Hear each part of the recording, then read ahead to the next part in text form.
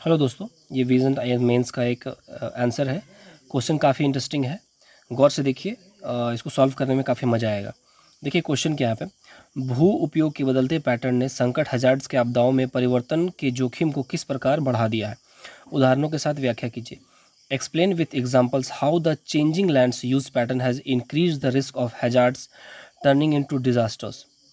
देखिए कुल मिला के जो जब आबादी बढ़ती है तो लैंड का इस्तेमाल डिफरेंट डिफरेंट काम के लिए होता है। ठीक है, अब जितना डिफरेंट आप एग्जांपल डायमेंशन खींच के इसका एग्जांपल डाल सकते हैं और इसमें रिपोर्ट मैप जो आपदा आ रहे हैं उसका रिकॉर्ड जितना ज़्यादा डालिएगा उतने मार्क्स आपके अच्छे इंप्रूव होंगे। देखिए जितनी जानकारी थी और समझदारी थी उसके हिसाब से मैंने उस समय आंसर लिखा था। देखिए बढ़ती जनसंख्या के भूमि की बढ़ती जनसंख्या की भूमि की मांग बढ़ रही है क्योंकि आवास किसी भी व्यक्ति की मूलभूत आवश्यकता है। भू उपयोग के बदलते पैटर्न से निम्न समस्याएं आ रही हैं। भूमि के अभाव में लोग नदी किनारे आवास बना रहे हैं, अतः बाढ़ से जान माल की क्षति हो रही है या हो सकती है। अब आबादी अगर कम रहेगी तो कोई क्यों नदी के पास घर बनाएगा या थोड़ी दूर में बनाएगा। लेकिन क्या होता है जब 10 घर बन जाते हैं तो रहता है ना कि खरबूजा या फिर देख के ही दूसरा रंग पकड़ता है, एक कहावत है। तो उसी तरह से जब आप जैसे भीड़ जहाँ पर है लोग वहीं इकट्ठा रहना चाहते हैं, तो ये कारण होता है। भूकंप रोधी अब देखिए दूसरा भूकंप रोधी अवसंरचना के अभाव में भूकंप के समय अधिक क्षति होती है। जैसे नेपाल में आए भूकंप से सैकड़ों लोगों की जान गई। देखिए भूकंप पर आधारित संरचना का निर्माण करने के लिए क्या होता है, हमें आर्किटेक्ट की ज़रूरत पड़ती है और वो काफ़ी खर्चीला होता है। साधारण परिवार के लोग होते हैं, किसी तरह से 2 रूम बन जाए बस वही काफ़ी है। समझ रहे हैं। अब आइए नेक्स्ट टॉपिक। भौम जल के अधिक उपयोग से जल स्तर नीचे जा रहा है जिससे भूमि की नमी घट रही है। अब जैसे ग्राउंड वाटर तो लिमिटेड है, ठीक है। अब जैसे कि वहाँ पर लाखों साल से ग्राउंड वाटर जमा है, अब अचानक अरबों की आबादी अगर आए या करोड़ों की आबादी आए और उसको अचानक यूज़ करने लगे तो ग्राउंड वाटर अगर डेली 1 टंकी भी यूज़ हो रहा है तब समझ जाइए तो कितना खपत होगा। समझ रहे हैं। पहाड़ी क्षेत्रों में भी लोग बसने के लिए तैयार हो गए हैं, फलतः उन क्षेत्रों में भूस्खलन से उनका आवास नष्ट हो सकता है। अब पहाड़ी क्षेत्रों में भूस्खलन तो होता ही है दोस्तों, ठीक है। अगर पहाड़ी क्षेत्रों में जैसे कि अगर आप लैंड में हैं और वहाँ भूकंप आए तो थोड़ा तो भागा जा सकता है, लेकिन पहाड़ी क्षेत्रों में अगर आप वहाँ से बच भी गए तो भागने के चक्कर में आपको काफ़ी लॉस उठाना पड़ता है।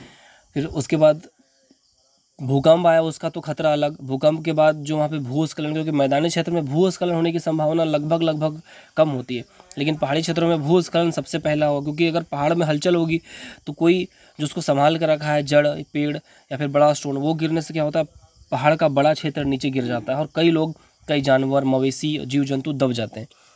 तटीय क्षेत्रों में भी लोगों का अधिकतम देखा जा रहा है, फलतः चक्रवात या सुनामी के समय भयानक तबाही होती है। उदाहरण हाल ही में कोची तूफान ने तमिलनाडु में कई मछुआरों को डुबो दिया और कई घर उजड़ गए। अब मछुआरे क्या होता है, उनकी मजबूरी जो तटीय क्षेत्र में रहते हैं, अब बिना जानकारी के वो चले गए मच्छी मारने के लिए। अब अचानक उनको पता नहीं था वहाँ तूफान आ गया, तो नॉर्मल बोट से अच्छे बोट्स की शिप्स की तो हालत ख़राब हो जाती है तूफान में, तो नॉर्मल बोट वापस आ पाएगा इसकी संभावना कम है। पहला कारण ये। दूसरा बात है तटीय क्षेत्र में अगर उनका जीवों का पार्जन हो रहा है तो उससे बहुत दूर वो रह नहीं सकते, उनके आसपास ही रहना पड़ता है, तो ये थोड़ी मजबूरी होती है, ठीक है। अब देखिए इसका कंक्लूजन क्या लिखा। अतः हमें आवश्यकता की पूर्ति के साथ साथ जोखिम का भी ख्याल रखना चाहिए।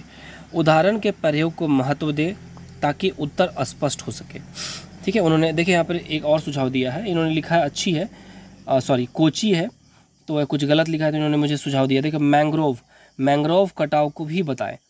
अब जैसे कि घर बन रहे हैं तो मैंग्रोव्स क्या होता है जो डेल्टा एरिया में पाए जाते हैं, ठीक है।